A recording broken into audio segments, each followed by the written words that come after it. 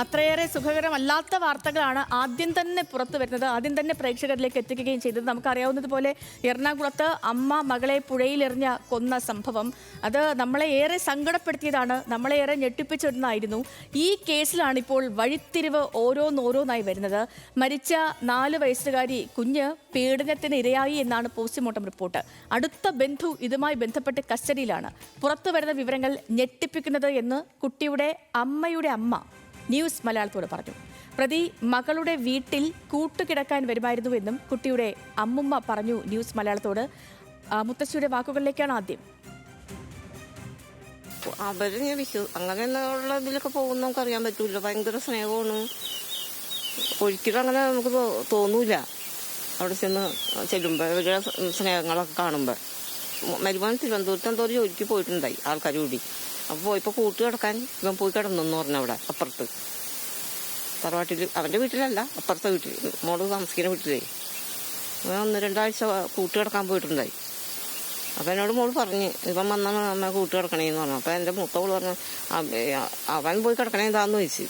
വന്ന് കിടക്കുമെന്ന് പറഞ്ഞു. മോള് മുറി അടിച്ചപ്പോൾ അതിൻ്റെ അകത്താണ്. പിന്നെ ഞങ്ങൾ എപ്പോഴും പോക്കില്ലാത്തൊരു വഴി ദൂരം കാരണേ.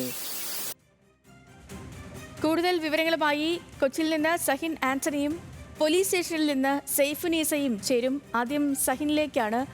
Sahin, good morning. ഈ കുഞ്ഞിൻ്റെ മരണം അത് നമ്മളെ അത്രയേറെ ഞെട്ടിപ്പിച്ചതും സങ്കടപ്പെടുത്തിയതുമാണ്. അതിലും ഏറെ ആണ് ഇപ്പോൾ പുറത്തു വരുന്ന കൊടും ക്രൂരതയുടെ വിവരങ്ങൾ. വീട്ടുകാരുടെ പ്രതികരണങ്ങൾ അനുസരിച്ച് നമ്മൾ എന്ത് അനുമാനിക്കണം ഈ ഒരു ഘട്ടത്തിൽ സഹിൻ? സേതു, പറയുക പ്രയാസമാണ്, പക്ഷേ എങ്കിലും പറയാതിരിക്കാനും കഴിയാത്തൊരവസ്ഥയാണ്. കാരണം ഈ വീട്ടുകാർക്ക് ഒരിക്കലും ഒരു സംശയവും തോന്നാത്ത രീതിയിലാണ് നിലവിൽ പിടിയിലായിരിക്കുന്ന പ്രതിയുടെ പെരുമാറ്റം എന്നുള്ളതായിരുന്നു. കഴിഞ്ഞ 1 വർഷമായ കുട്ടിയെ പ്രതി ശാരീരികമായി ഉപദ്രവിച്ചുകൊണ്ടിരിക്കുകയായിരുന്നു എന്നുള്ളതാണ് പോലീസിൽ നിന്ന് മനസ്സിലാക്കാൻ കഴിയുന്നത്. അത് സംബന്ധിച്ചുള്ള കാര്യങ്ങൾ പിന്നീട് സൈഫുനിസ പറയുമെങ്കിലും പ്രാഥമികമായി കുറച്ച് കാര്യങ്ങൾ ഞാൻ പറയാം. അതായത് ഈ പ്രതി ഈ കുട്ടിയുടെ കുടുംബത്തോട് വളരെ അടുത്ത് നിന്നൊരു പ്രതിയാണ്. ഇയാളെക്കുറിച്ചുള്ള വിവരങ്ങൾ നമുക്ക് പുറത്തു പറയാൻ പറ്റാത്തതുകൊണ്ടാണ്. കാരണം ഇപ്പോൾ ഈ മരണപ്പെട്ട കുട്ടിയുടെ അത് പോക്സോ കേസിലേക്ക് മാറിയിരിക്കുകയാണ്. അതുകൊണ്ട് തന്നെ വിവരങ്ങൾ നമുക്ക് പുറത്തുവിടാൻ കഴിയില്ലെങ്കിലും ഇത് പറയേണ്ടിയിരിക്കുന്നു. ഈ കുടുംബവുമായി അടുത്ത് നിന്ന ഈ വ്യക്തി കഴിഞ്ഞ 1 വർഷമായി കുട്ടിയെ പീഡിപ്പിക്കുകയായിരുന്നു. മാത്രമല്ല ഈ കുട്ടി കൊല ചെയ്യപ്പെട്ട ശേഷം ഈ കുട്ടിയുടെ മൃതദേഹം അവിടെ കൊണ്ടുവന്നപ്പോൾ ഈ പ്രതിയും അവിടെ ഉണ്ടായിരുന്നു. വലിയ രീതിയിൽ ഇയാൾ വാവിട്ട് കരയുന്നുണ്ടായിരുന്നു. വലിയ രീതിയിൽ മാധ്യമങ്ങളുടെയും ജനങ്ങളുടെയും എല്ലാം ശ്രദ്ധ ഇയാൾ നേടുന്നുണ്ടായിരുന്നു. അന്നെല്ലാം നമ്മൾ കരുതിയത് അയാൾക്കുള്ള സങ്കടം കൊണ്ടായിരിക്കാം ഇതെന്ന്. പക്ഷെ ഇപ്പോൾ അത് നമ്മൾ തിരിച്ചു കരുതേണ്ടിയിരിക്കുന്നു. ഇതൊരു നാടകമായിരുന്നു ഇയാൾ നടത്തിയത് എന്നുള്ളത് കരുതേണ്ടിയിരിക്കുന്നു. കാരണം ഇത്രയധികം ഒരു ക്രൂരനായ വ്യക്തിക്ക് മാത്രമേ ഇങ്ങനെയൊക്കെ പെരുമാറാൻ കഴിയുള്ളൂ. 4 വയസ്സുള്ള കുഞ്ഞാണ്. അതിനെ ശാരീരികമായി ഉപദ്രവിച്ചു. ഒടുവിൽ അതിൻ്റെ അമ്മ ആ കുട്ടിയെ കൊല ചെയ്യേണ്ടി വന്നു. ഈ സാഹചര്യം എല്ലാം പരിശോധിക്കേണ്ടിയിരിക്കുന്നു. കാരണം അമ്മൂമ്മയുടെ വാക്കുകൾ വെച്ച് നോക്കുകയാണെങ്കിൽ ഇയാൾ ഈ കുടുംബത്തിലെ നിത്യസന്ദർശകനായിരുന്നു. ഈ കുട്ടി ഒട്ടുമിക്ക സമയവും ഇയാളോടൊപ്പം ചെലവഴിച്ചിട്ടുണ്ട് എന്നുള്ളതാണ് മനസ്സിലാക്കേണ്ടത്.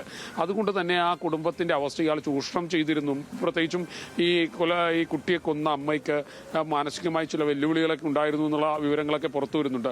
ആ സാഹചര്യങ്ങളൊക്കെ നിലനിൽക്കുമ്പോൾ ഈ കുടുംബത്തിൻ്റെ അവസ്ഥ ഇയാൾ പൂർണ്ണമായും ചൂഷണം ചെയ്തിരുന്നു എന്നാണ് കരുതേണ്ടത്. അങ്ങനെ ആയിരിക്കാം ഒരുപക്ഷേ അത്. എന്തായാലും ഈ പ്രതി ഇന്നലെ പിടിയിലായി. ഇന്നലെ ഉച്ചയ്ക്ക് ഈ വാർത്ത പുറത്തു വരുമ്പോൾ അല്ലെങ്കിൽ ഈ വിവരം നമ്മൾ അറിയുമ്പോൾ ഒരു ഞെട്ടലായിരുന്നു ചെയ്തുകൊണ്ടായിരുന്നത്.